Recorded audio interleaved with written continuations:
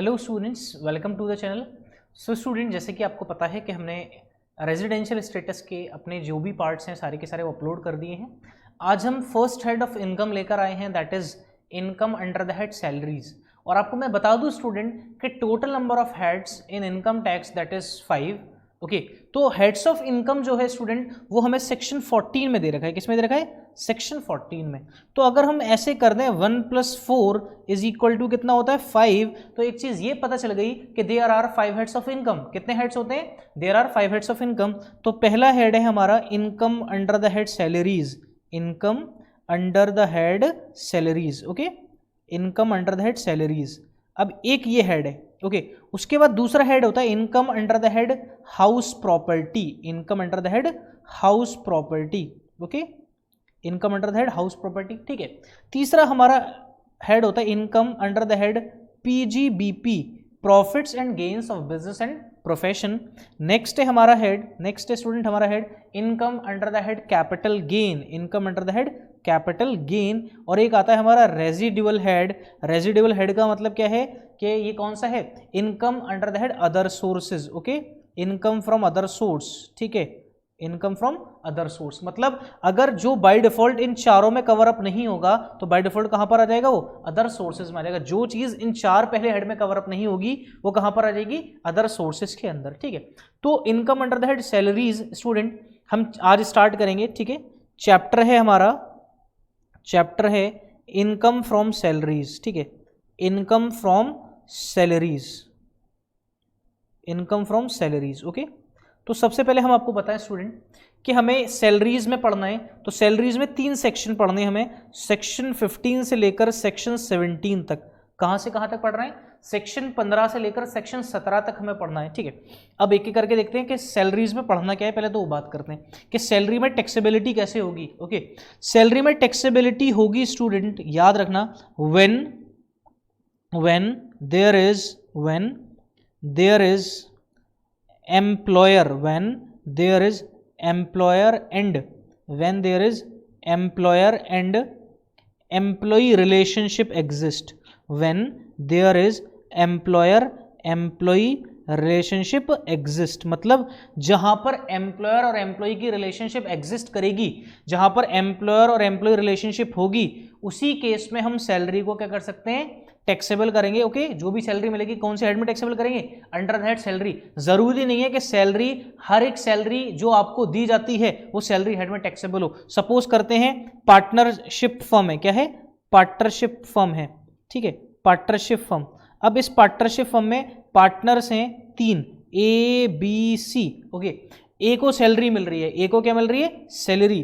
तो ये जो ए को सैलरी मिल रही है ये income under the head salary के अंदर टैक्सेबल नहीं होगी, बिकॉज इस पार्टनरशिप फर्म में और इस पार्टनर में एम्प्लॉयर एम्प्लॉय का रिलेशनशिप नहीं है, क्योंकि ये फर्म भाई इंडिविजुअली तो ये पार्टनर्स हैं, एबीसी के इंडिविजुअली पार्टनर, लेकिन अगर कलेक्टिवली इनको बोले, अकाउंट्स में पढ़ा था आपने, क्या बोलते हैं इनको? फर्म बोलते हैं। तो इसका मतलब यहां पर क्या है? एम्प्लॉयर एम्प्लॉय रिलेशनशिप एग्जिस्ट नहीं करती in this partnership firm and between a there is no employer employee relationship exist. That's why income under the head salary के अंदर टैक्सेबिलिटी नहीं होगी स्टूडेंट। एम्प्लॉयर एम्प्लॉय रिलेशनशिप का होना मस्ट है, तभी इस हेड में क्या होगी? टैक्सेबिलिटी होगी। अब आप सोच रहे होगे सर ये इनकम जो पार्टनर को मिल रही है सैलरी, ये कौन से हेड में जाएगी? ये बेटा पीजीबीपी में जाएगी। कहां पर जाएगी? PGBP, profits and gains of business and profession. ठीक है, बात समझ में आ रही है? ये बिजनेस कर रहे तो इसलिए इनकी इनकम कहां टैक्सेबल होगी? पीजीबीपी के अंदर। तो पहली चीज तो यही हो गई कि भाई हमारे पास क्या पता करना था हमें कि एम्प्लॉयर एम्प्लॉय रिलेशनशिप एग्जिस्ट करेगी तभी हमारी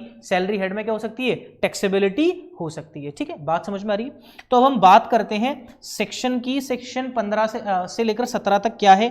तो सेक्शन 15 से लेकर 17 तक। तो सेक्शन 15 के अंदर दे रखा है स्टूडेंट चार्जिंग सेक्शन। क्या दे रखा है? चार्जिंग सेक्शन, है ना? ठीक है, चार्जिंग सेक्शन। चार्जिंग सेक्शन ये बताता है हर एक हेड का अपना एक चार्जिंग सेक्शन होता है। ओके, हर एक हेड का, हर एक टैक्स का होता है, मतलब हर एक टैक्स का होगा, हर एक लॉ का अपना क्या होता है? एक चार्जिंग सेक्शन। चार्जिंग सेक्शन का मतलब ये है कि वो बताता है कि इसमें इनकम कैसे चार्ज होगी, इसमें इनकम कैसे टैक्सेबल होगी। ये हमें कौन सा सेक्शन बताएगा? सैलरी के लिए सेक्शन 15 बताएगा। तो सेक्शन 15 हमसे क्या कहता है? ये चार्जिंग सेक्शन है। अब चार्जिंग सेक्शन में क्या कहता है भाई? या तो सैलरी किस बेसिस पे टैक्सेबल हो सकती है? ड्यू बेसिस पे, या फिर क्या हो रिसीट बेसिस पे। किस बेसिस पे? रिसीट बेसिस पे। किस पर? Receipt basis, which ever is earlier, जो दोनों में से क्या हो जाए?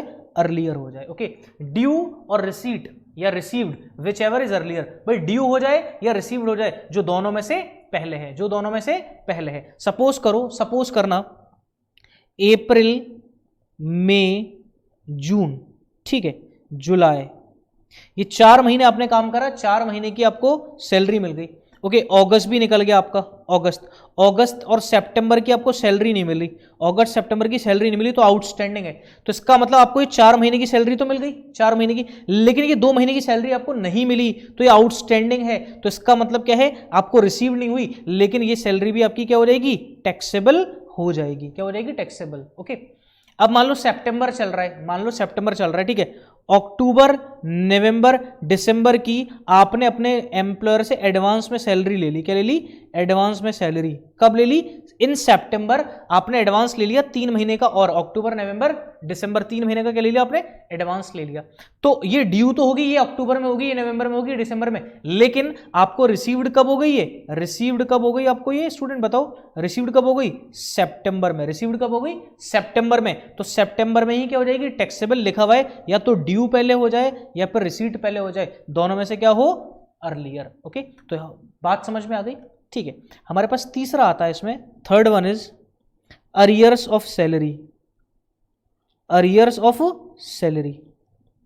ओके, अभी अरियर्स ऑफ सैलरी समझिएगा कि अरियर्स ऑफ सैलरी क्या होता है स्टूडेंट। अरियर्स ऑफ सैलरी क्या है? एम्प्लॉयर ने एम्प्लॉय को बोला कि मैं आपकी सैलरी में कुछ इंक्रीमेंट करूंगा, सैलरी बढ़ाऊंगा मैं आपकी, ठीक है, लेकिन वो सैलरी उसने नहीं बढ़ाई, सैलरी उसने नहीं बढ़ाई। आपने क्या करा? उसके अगेंस्ट में एक सूट फाइल कर दिया, मतलब कोर्ट में केस फाइल कर दिया, और डिसीजन आपके फेवर में आया, आप जीत गए। तो इसका मतलब आपको 3 साल की वो सैलरी देगा, मतलब 10,000 का इंक्रीमेंट हो रहा है, मान लो 10,000 का इंक्रीमेंट, तो 1 साल में पूरा इंक्रीमेंट कितना होगा आपका? 1,20,000 रुपए का, 1,20,000 रुपए का, ठीक है, और आपको 3 साल तक मिला, 3 साल का जो था आपका, तो ये हो गया 3,60,000। कितना हो गया? 3,60,000। कितना हो गया?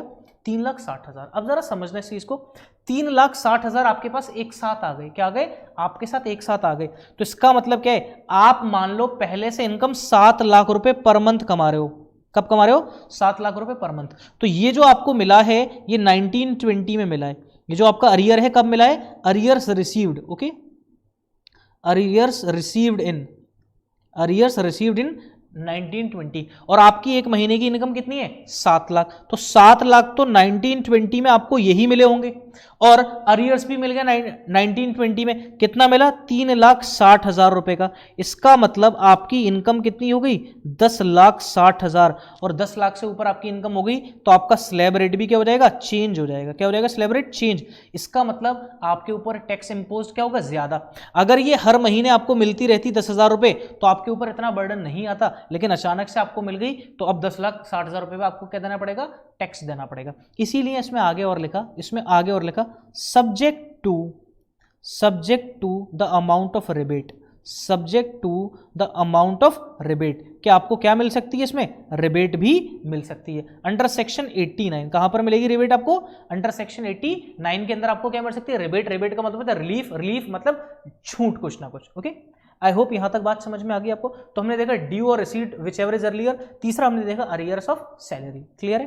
ओके, अब हम आते हैं सेक्शन 15 में, ये है। अब हम आते हैं सेक्शन 16 पर, ठीक है, कि सेक्शन 16 में हमें क्या पढ़ना है। ओके, सेक्शन 16 के अंदर स्टूडेंट हमें पढ़नी है डिडक्शंस। क्या पढ़नी है? डिडक्शंस पढ़नी है। क्या पढ़नी है इसमें हमें? डिडक्शंस, कि सैलरी चैप्टर में कौन कौन सी डिडक्शंस दी जाती हैं।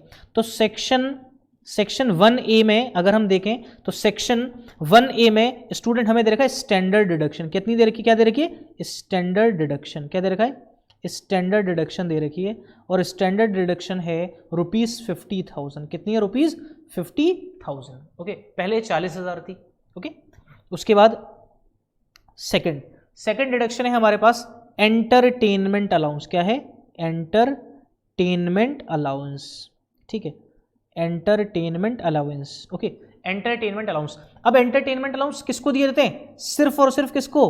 गवर्नमेंट एम्प्लॉय के लिए। किसके लिए है? गवर्नमेंट एम्प्लॉय के लिए है डिडक्शन, ठीक है, सिर्फ गवर्नमेंट एम्प्लॉय होगा। Okay, and the third one is तीसरा है हमारे पास professional tax, okay, professional tax, या फिर इसको हम एम्प्लॉयमेंट टैक्स भी बोलते हैं। क्या बोलते हैं इसको?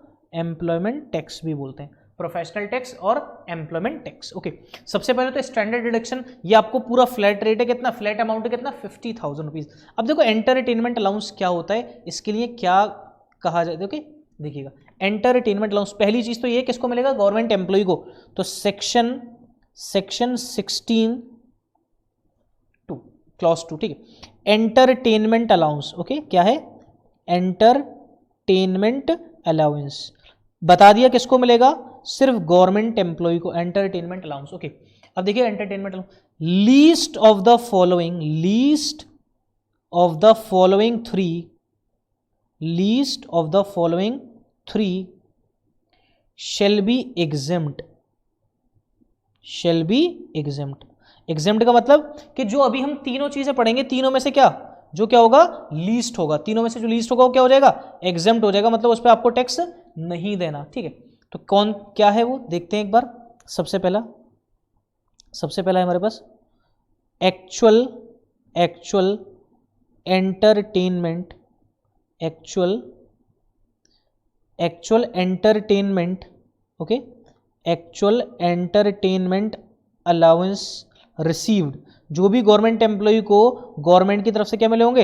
एक्चुअल में एंटरटेनमेंट अलाउंस मिले वो। दूसरा ₹5,000, ₹5,000, ओके।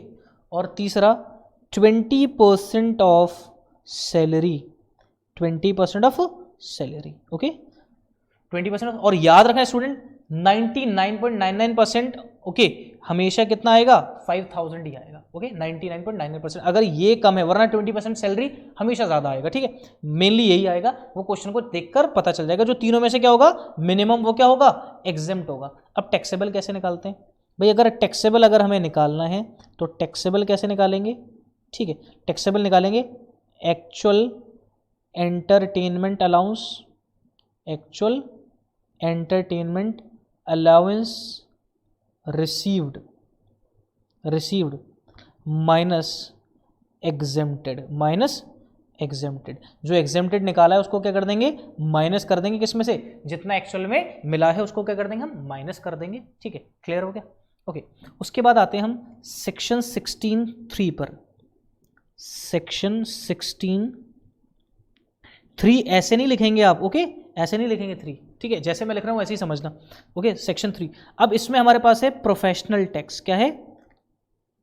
प्रोफेशनल टैक्स, या फिर एम्प्लॉयमेंट टैक्स भी बोलते हैं इसको। क्या बोलते हैं? Employment tax, okay. इसकी ट्रीटमेंट क्या है? देखो, अगर ये किसने पेड किया होगा? एम्प्लॉय ने। बात किसकी कर रहे हैं यहाँ पर? एम्प्लॉय की, क्योंकि एम्प्लॉयर एम्प्लॉय रिलेशनशिप है, क्योंकि एम्प्लॉय को तो सैलरी मिलेगी, उसी का निकालेंगे, ठीक है।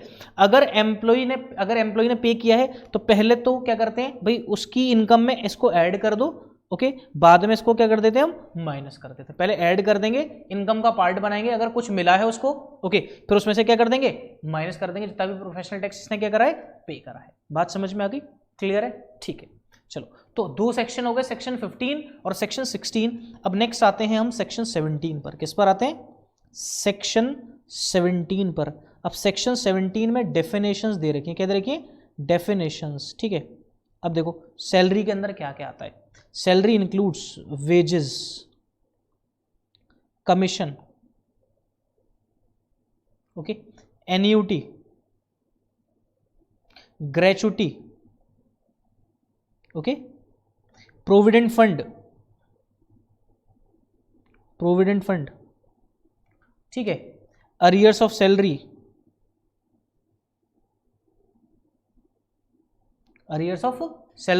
Okay, bonus, allowances,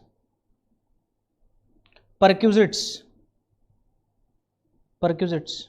etcetera. इतनी सारी चीजें आती हैं किसमें? सैलरी की डेफिनेशन के अंदर। Wages, commission, annuity, gratuity, provident fund, arrears of salary, bonus, allowances, perquisite etcetera. ये सारी चीजें हम अलग अलग डिस्कस करेंगे। इन सारी चीजों पे हम क्लास लेंगे स्टूडेंट, जहां पर हम एक एक चीज का, ग्रेचुटी क्या होती है, उसकी ट्रीटमेंट क्या है, कितनी डिडक्शन है, provident fund, arrears of salary कैसे निकालते हैं, ठीक है, profit in लिeu of salary, profit in लिeu of salary, ठीक है। ये सारी चीजें हम कहां पर पढ़ेंगे, सैलरी की डेफिनेशन के अंदर, इस चैप्टर में जो सेक्शन 17 के अंदर डेफिनेशन है वहां पर हम ये सारी चीजें देखेंगे, डिस्कस करेंगे। ओके स्टूडेंट, सो ये था स्टूडेंट हमारा basic introduction related to income under that salary. I hope student आपने एंजॉय किया होगा, आपको समझ में आया होगा। हमने सेक्शन 15, 16, 17 आज इस वीडियो में सिर्फ डिस्कस किया है, बाकी की डिटेल क्लास हर एक लेक्चर बहुत सिंपल फॉर्म में होगा और बहुत शॉर्ट में भी होगा स्टूडेंट। नेक्स्ट वीडियो में हम देखेंगे स्टूडेंट ओके परक्यूजिट और अलाउंसेस में क्या डिफरेंस होता है, और वहां पर हम एक अलाउंस देखेंगे that is house rent allowance. अगर स्टूडेंट अगर आपको वीडियो पसंद आई तो प्लीज वीडियो को लाइक जरूर करिएगा। अगर अभी तक आपने चैनल को सब्सक्राइब नहीं किया है तो बेल आइकन के साथ चैनल को सब्सक्राइब कर लें, ओके, ताकि आपको हमारे नोटिफिकेशंस मिलते रहें। अगर स्टूडेंट अगर आपको अच्छा लग रहा है तो प्लीज कमेंट सेक्शन में जरूर कमेंट करके बताइएगा, ठीक है, ताकि हम ऐसी रिलेटेबल वीडियोस आपको टाइम टू टाइम देते रहें। Thank you students, thank you very much.